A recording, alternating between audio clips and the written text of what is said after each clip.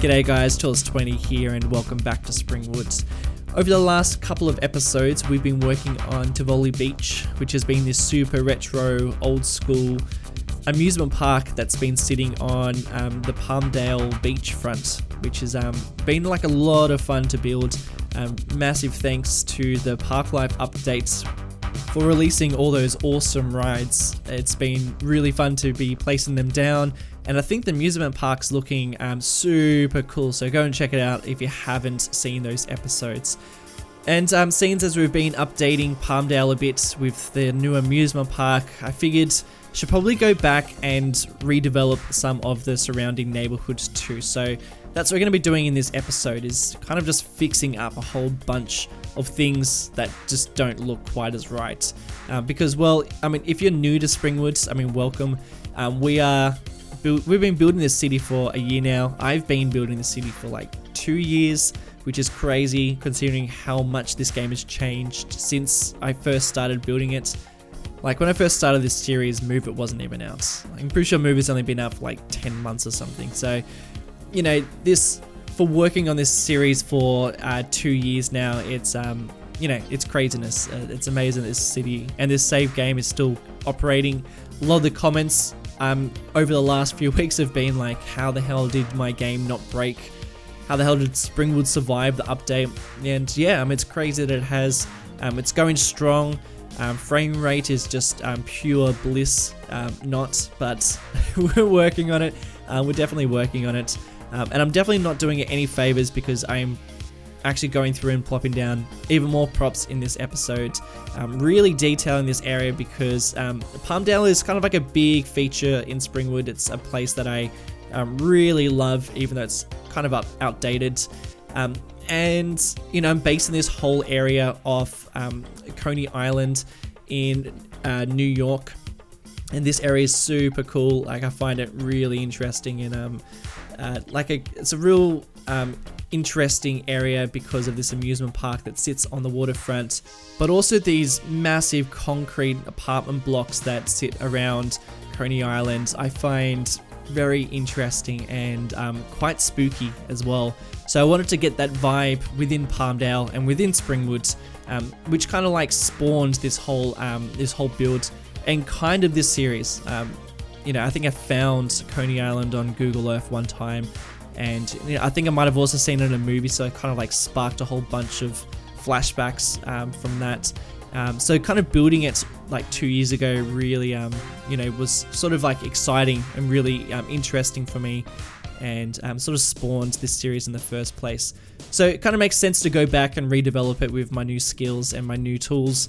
And I think I do a pretty good job of it, kind of giving my own flair too. So do let me know in the comments below what you think, how it goes, whether I should change a couple of things, because I'm constantly changing the city. It's kind of evolving as we go. And you'll probably also notice that you know, it's not like a total remake of Coney Island. I also wanted it to, you know, be its own entity as well. And you know, we'll be working a little bit of the amusement park. There is like a super old school roller coaster that sits in a parking lot too. So I'm going to be like redeveloping that just a touch to make it even more cool looking.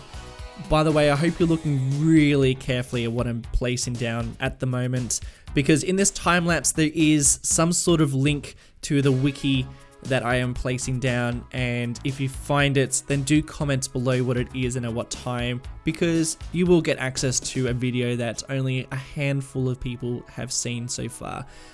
It is a very, very nice video, so you want to win that, so keep a keen eye out for that. And getting back to what I'm doing right now, and I'm working on the shop front, and that has a pretty like New York feel to it. You know, Springwood has got like a bit more of a LA vibe to it than a New York, though Palmdale is very much a New York-esque style of area. So, you know, I kind of wanted to continue that. And I do find that kind of tricky though, because, you know, I guess when I first started this series, I wasn't really thinking that every city has its own style. Like, I know that. I guess I knew that back then, but when I started building it, I just didn't really take that into consideration. So, you know, thinking that I was going to build something that was based off this and then based off that, two places that are so totally different. It makes such a big clash when you sort of see them side by side. So, you know, I have to try and be kind of clever with how I position you know, the rest of Springwood and this area of Springwood too. But, you know, I guess like there are areas within cities that sort of clash. There are like some different styles and architecture and things like that. And who knows where the hell Springwood is based, because everyone drives on the left hand side, which, you know, there's always a few people in the comments below that like to remind me. And you know, even though I sort of imagine that this is like an American city, who the hell knows? It's kind of international at this stage. But what I've been working on at the moment is just these blocks, and what I'm trying to go for is like a mix of detail and a mix of kind of not hugely detailed, just because the whole scope of Springwood, you know, adding to the props and adding to the amount of detail and the time. I only like to detail like certain areas completely, and then other areas I might just slap down a couple of big decals and call it a day. And you know, that kind of answers the question, because a lot of people are sort of saying like, how have you been detailing a city for this long and not hit the prop limits? Well, I'm comfortably sitting pretty far away from the prop limits, and it's all thanks to just sort of being a bit strategic where you place down the props. You know, only really using them where there are high levels of attention in cinematics, or, you know, where there are places that I really love to check out and fly over. Whereas like suburbs and stuff aren't really, you know, they're not really as important. So, you know, that's kind of like a little bit of a tip of dealing with it like that. And this little area that I've been working on is, you know, huge amounts of detail, because I do love this area so much. Next is see me placing down a whole bunch of different signs just to, you know, really capture the feeling of this area. But that's pretty much it for the shop fronts. And now I'm going to start working on some of those big concrete apartment blocks that I was talking about before.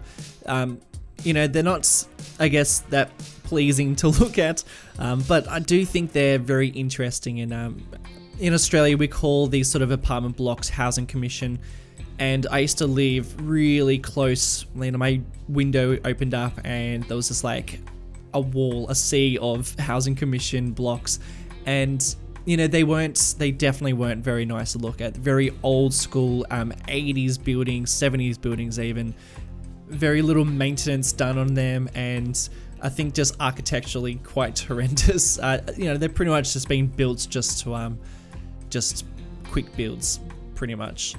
However, I don't know, there's something about them that I find fascinating. I think they're always very iconic, especially when they're built in these mass amounts, particularly, you know, in Coney Island, where there's just these towering blocks, you know, right on the beachfront, and then so different styles, yet quite similar at the same time. I don't know, I find them very iconic and very interesting. But that's probably just me. I also enjoy abandoned places, as you guys know, so you know, to probably have very different likes than other people. But I did want to build them because that was definitely, you know, something that was going to be very iconic with this area. So, you know, taking quite a lot of ideas from the beachfront around Coney Island and trying to incorporate, you know, kind of like the recreation that sort of sits on the beachfront, like these basketball courts and, you know, places for people to sit and chill out. You'll see me build a couple of parks a little later on, but just trying to flesh out this beachfront to have a bit more of a realistic vibe to that, to this whole area.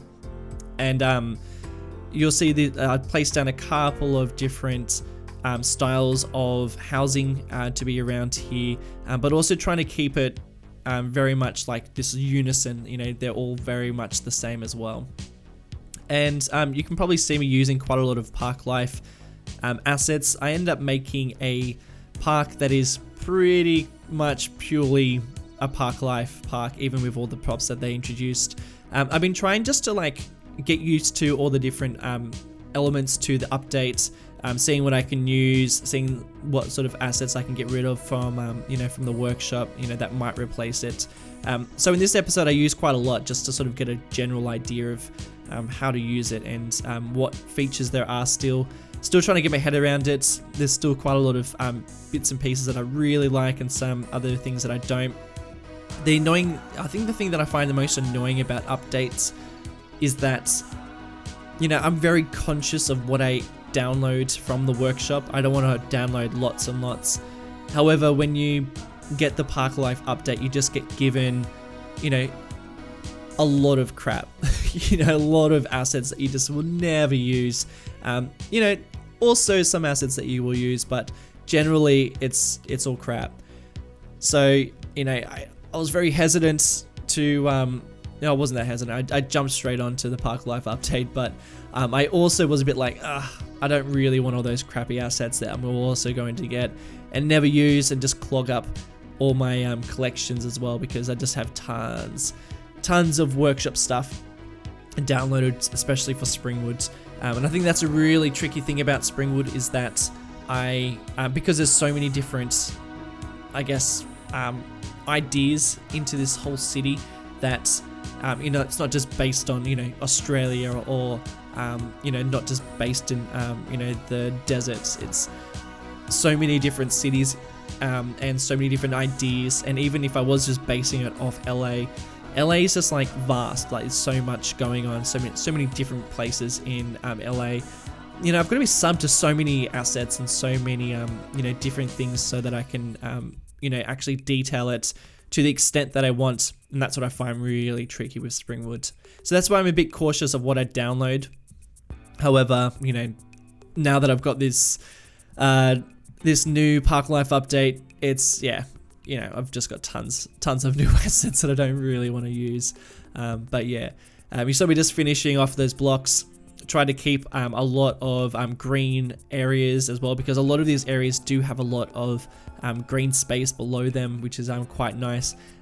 You know, but also like a bit of concrete areas as well. So I wanted to kind of use some concrete slabs just to get that detail. And now moving on to decorating this roller coaster that's been sitting in Springwood for forever. Actually, I think, I'm going to be honest, I think that this is probably one of the first things that I've plopped down. This is like a super old roller coaster that was put onto the workshop probably like 2-3 years ago. And it used to come with like this really ugly fence and you know, props underneath it, but I just sort of modified it, got rid of all that, so I was just left with just the roller coaster itself, so I can do my own detailing. It's so old I can't even tell you who created it, but it's still holds strong. It's still like a really nice looking asset. The actual name of this roller coaster in Springwood is the Adventure Super Coaster. That's something up on the wiki. I'll leave a link to that. If you're unfamiliar with the wiki, there's like a whole website based on Springwood that is created by purely fans of Springwood. So if you want to jump on and start naming some places, go and do that, because it gets updated all the time. Go and jump on the Discord first. I think that's probably the best spots to get like your head around what projects have started and who's working on what, and you know, that's kind of cool. If you've jumped onto the wiki and you've written down some stories, you've been involved, do let me know.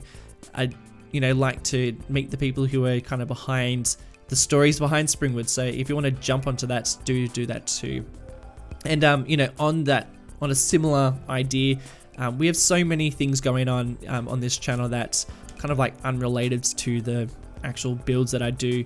For instance, there's actually a competition running at the moment on the Discord channel.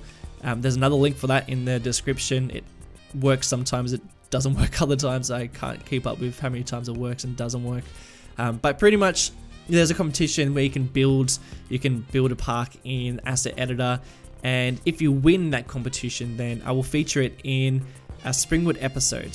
So that's pretty exciting, and you'll also get a signed print picture that I drew.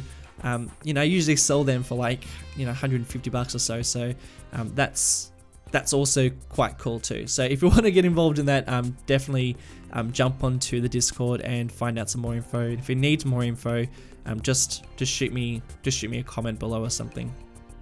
And at the moment, I'm working on this park, and like I said before, this park I'm trying to use as many park life resources as possible. I think it's like an average looking park. I don't know. Yeah, I'm kind of like in two minds about it. I was trying to go for a particular vibe. I was trying to like do a bit of a cafe and this plaza, and it was just a bit of a space filler. But I don't know. I think it's an average park, to be honest. It's just me trying to like figure out these park life props and different buildings and the things that I can use, and I think they work pretty well. But it does its job just by filling this gap, which is kind of like this unusual shape that I needed to be filled.